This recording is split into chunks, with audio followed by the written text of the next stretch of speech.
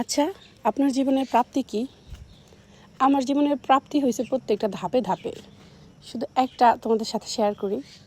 এই যে আমার যখন মেয়েটা হয়েছে, আমি ঘুম থেকে ওঠার আগে আমার শ্বশুর আমার দরজার সামনে দাঁড়ায় থাকতো। সেম 12 বছর পরে আবার একই, মানে মেয়ে বড় হওয়ার পর ব্যাপারটা কম ছিল। 12 বছর পরে যখন আমার এই যে ছেলে বাবুটা হইলো, এখনও আমি ঘুম থেকে ওঠার আগে আমার শ্বশুর আমার দরজার সামনে দাঁড়ায় থাকে। ব্যাপারটা তোমাদের কাছে কেমন মনে হইলো? এটাও আমার জীবনের একটা প্রাপ্তি আমার কাছে। সে অনেক ভালো একটা মানুষ, আবার হুটহাট রাগ হয়ে যায়, কিন্তু আমার বাচ্চাদের বেলা সে অনেক অনেক ভালোবাসে আমার ছেলে মেয়েকে। আমার ছেলেকে কোলে নিবে, রুমটা চাপানো থাকে, আমরা কখনো রুম লক করে কেউই ঘুমাসি না, সবসময় রুম খুলে চাপায় ঘুমাসি। তো ভিতরে যাবে না, কিন্তু এই দরজার বাইরে দাঁড়ায় দাঁড়ায় মিয়াবাই উঠছে নি, মিয়াবাই উঠছে নি, মিয়াবাই আসো, আর আমার ছেলের ঘুম ভাইয়া যাবে। মাঝে মধ্যে এত এত আনন্দময় মনে হয় এটা, আবার মাঝে মধ্যে একটু রাগ লাগে যখন আমার ঘুম না ভাঙে। সেটা তোমাদের সাথে শেয়ার করলাম। জীবন আসলে উপভোগ করার মতো, প্রত্যেকটা মুহূর্তকে নিজের মতো করে সুন্দরভাবে উপভোগ করলে সুন্দর। কিছু টাইম থাকে আমাদের জীবনে, খারাপ পার্ট তো থাকবেই, খারাপ লাগা ভালো লাগা সব কিছু মিলাইয়েই আমাদের জীবন। তবে আমার জীবনে না, এই প্রাপ্তিগুলো আমার কাছে অনেক অনেক সুখময়। তারপরে আসি আসল কথায়।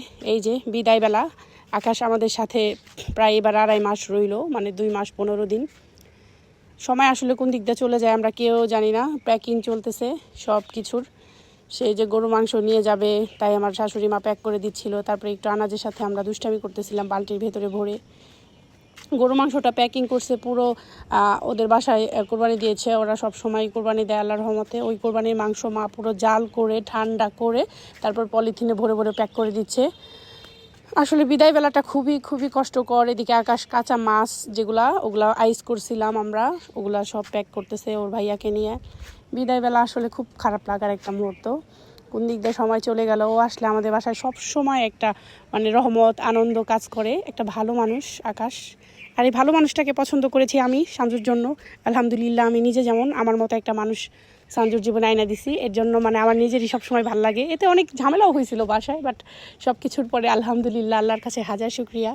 তো এই যে যাওয়ার মোমেন্ট, সাঞ্জুর কেমন লাগতেছে সাঞ্জুই জানে, কারণ সাঞ্জুর থেকে বেশি খারাপ তো আর বাসার কারো লাগবে না। তারপর আমার ছেলে মেয়ে দুইটা খুবই খুবই ইমোশনাল হয়ে যায়, কারণ ওর আঙ্কেলে ওদের একদম আপন মামা যেভাবে আদর করে ওইভাবেই আদর করে। আমার মনে হয় তার থেকে বেশি করে, অনেক অনেক আদর করে আমার সন্তানদের। তো অনেক হাসতেছিল যাওয়ার মুহূর্তে, আসলে ওই হাসি ভেতরে খুব খারাপ লাগা, কারণ সাঞ্জু আকাশের অনেক বেশি ইমোশনাল। তো সবাই দোয়া করে ওদের জন্য। সাঞ্জুও খুব তাড়াতাড়ি ইতালিতে যাবে গা ইনশাল্লাহ, যদি আল্লাহ চায়।